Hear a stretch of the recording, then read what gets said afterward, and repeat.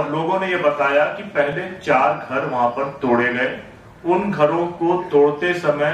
किसी ने कोई रेजिस्टेंस नहीं दिखाया, लेकिन जब उन्होंने मस्जिद तोड़ना शुरू किया तो लोगों ने यही बात करी कि जब आपने सील लगा ली है और सील लगाने के बाद 14 फरवरी की हाईकोर्ट में डेट है, तो फिर आपको इतनी जल्दी करने की क्या जरूरत है। और हम सब ये जानते हैं कि हल्द्वानी में महिलाओं का मूवमेंट, जिस तरह से अभी जो खबर आ रही है, खबर तो ये आ रही है कि यूसीसी के रिस्पॉन्ड में इस तरह की हिंसा हुई, फिर ये आ रही है जैसा नौचरन कह रही थी कि महिलाओं का इस्तेमाल हुआ। सीए के समय में महिलाओं की बड़ी भागीदारी थी, उसी समय में बहुत सारे लोग वहां गए थे, उन्होंने देखा है कि किस तरह सीए के मूवमेंट में, एंटी सीए मूवमेंट में हल्द्वानी की महिलाओं ने हिस्सा लिया। उसके बाद आपको मालूम होगा कि रेलवे के खिलाफ जब जमीन का आंदोलन वहां पर शुरू हुआ, उनकी पूरे जमीनों को कपूर नगर के पूरे उजाड़ने की बात हुई, जिसमें तकरीबन 5000 मकान थे। उस समय भी वो मूवमेंट पूरा वहां की महिलाएं ही लीड कर रही थी। तो ये एलिगेशन लगाना कि ऑल ऑफ सडन महिलाएं आ गई, ये समझ से बाहर है। दूसरी बात ये कि वहां पर जितने भी लोगों से हमने बात करी, उन्होंने एक बात बहुत साफ बताई, और ये पिछले 2018 से जो भी इस तरह के अटैक्स हो रहे हैं उनमें एक बात कॉमन है, चाहे वो उत्तर प्रदेश में हो, चाहे वो बिहार में, चाहे मध्य प्रदेश में, कि जो लोग अटैक कर रहे होते हैं, चाहे हम पे अटैक यानी किसी कम्युनिटी पे अटैक कर रहे हैं या पुलिस पे अटैक कर रहे हैं, उनको कोई लोकल आइडेंटिफाई नहीं कर रहा। लोग बताते हैं हमने ना उनकी लैंग्वेज कभी सुनी, इस तरह की लैंग्वेज हमारे जो है इलाकों में इस्तेमाल नहीं होती, वो स्लैंग्स इस्तेमाल नहीं होते हैं, बोलियां उस तरह की नहीं है, और उन लोगों को हम पहचानते नहीं। दूसरा एक मुख्य मुद्दा ये है कि जिस जगह ये वारदात हुई डेमोलिशन की, और जहां पर पुलिस ने पिटाई करी लोगों की, और वहां से जो पुलिस स्टेशन है उसकी दूरी लगभग 1.5 किलोमीटर के आसपास है। तो ये बात भी समझ से बाहर है। वो लोग जो अचानक पीट दिए गए हों और पुलिस ने उनको पीटा हो, वो अचानक से इकट्ठा हो जाए और 1.5 किलोमीटर सीधे दूर जाकर पुलिस स्टेशन पहुंच जाए, तो ये बात भी हमारे समझ से बाहर है। उसके बाद वहां पर डे बिफोर यस्टरडे, कल जब हम गए उसके एक दिन पहले, शहर के सभी इमामों ने, काजी ने और उलमा ने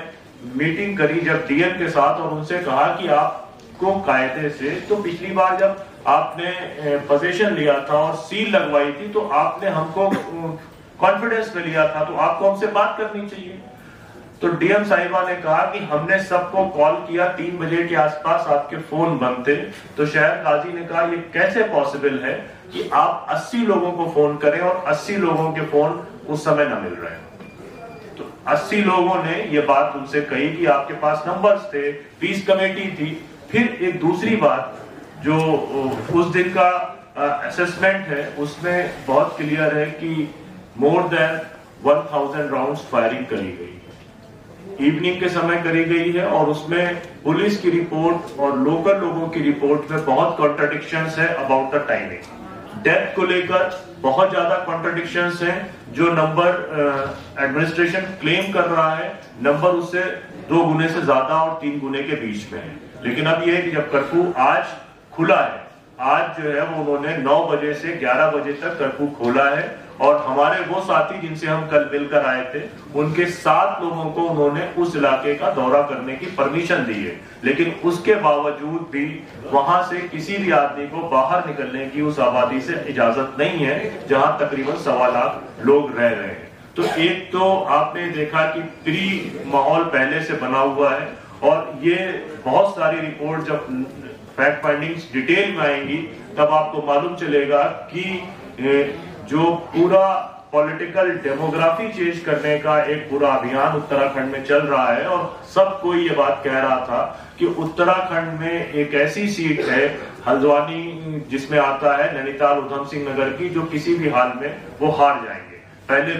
विधानसभा के इलेक्शन के समय इसी मुद्दे को उठाया गया कि लोग बाहरी हैं, इनका वोट छीन लिया जाए, और अब नजूल की जमीन या लीज को लेकर एक ऐसा माहौल बनाया गया कि कुछ लोग बाहर से आ गए और उन्होंने लीज की जमीनों पर कब्जा कर लिया, जैसा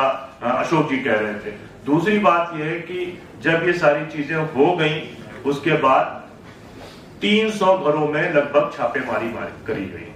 पुलिस ने 300 घरों में छापेमारी करी, उसमें औरतों की पिटाइयां हुई, उसमें घरों के बर्तन तोड़े गए, सामान तोड़े गए, और बहुत से लोगों ने अगर डर के मारे अपने घरों पे ताला लगा लिया गया तो उनके ताले तोड़कर उनको बाहर निकालकर उनको अरेस्ट किया गया। और अरेस्ट के नंबर्स बिल्कुल मिनिमम इसीलिए हैं क्योंकि लोगों का ये कहना है कि डिटेंशंस बहुत बड़ी तादाद में है। एक उसी हल्द्वानी में ही ये पर्टिकुलर एरिया के नजदीक 15 किलोमीटर दूर एक कोई स्पेशल स्कूल है, अकॉर्डिंग टू द सोर्सेस, वो ये कहते हैं वहां पर एक इंटरोगेशन रूम बनाया गया है और सारे लोगों को पकड़ कर ले जा रहे हैं। बट जिन लोगों से कल हमने फोन पर वार्ता करी, उन्होंने ये बात कही कि आप ये देखें कि नंबर ऑफ डिटेंशंस बहुत ज्यादा है। FIR is talking about more than 5000 people have been involved, लेकिन अरेस्ट इतनी कम इसलिए है क्योंकि वीडियो सैंपल्स मैच नहीं कर पा रहे, लोग लोकल नहीं है। तो ये सारी चीजें हैं, लेकिन इन सब के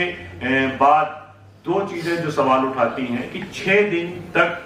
आप ये क्लेम कर रहे हैं कि हमने विद इन 24 आवर चीजें कंट्रोल कर ली और चीजें पीसफुल हैं, लेकिन 6 दिनों तक आप लोगों को एक्सेस नहीं दे रहे हैं, कर्फ्यू में कोई ढील नहीं दे रहे हैं और कम्युनिकेशन कोई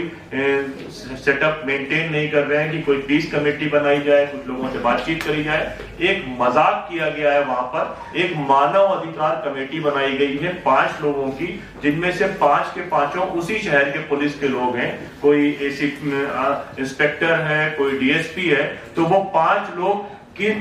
किसके मानव अधिकारों का उल्लंघन हुआ है, किनके मानव अधिकार खराब किए गए हैं, उनके वायलेशंस के ऊपर वो कमेटी जो खुद पुलिस ने अपने ही खिलाफ जांच करने के लिए बनाई है, जिसमें कोई बाहर का आदमी नहीं है, वो रिपोर्ट अब पेश करेगी। तो अब वो रिपोर्ट वो उसी तरह का मीडिया उठाएगा जो भ्रामक खबरें फैला रहा था। इसलिए हमको ये लगा कि आपके बीच में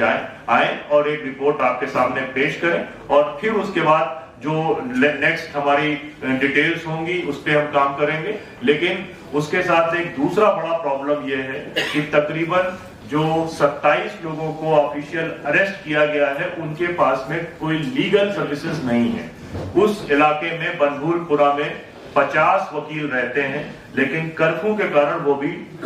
निकल नहीं पा रहे हैं। तो जिस आदमी को पकड़ा जा रहा है उसके खिलाफ पुलिस रिमांड ली जा रही है, उसकी पुलिस रिमांड को भी चैलेंज करने के लिए कोई लॉयर वहां पर मौजूद नहीं है। बहुत बहुत धन्यवाद।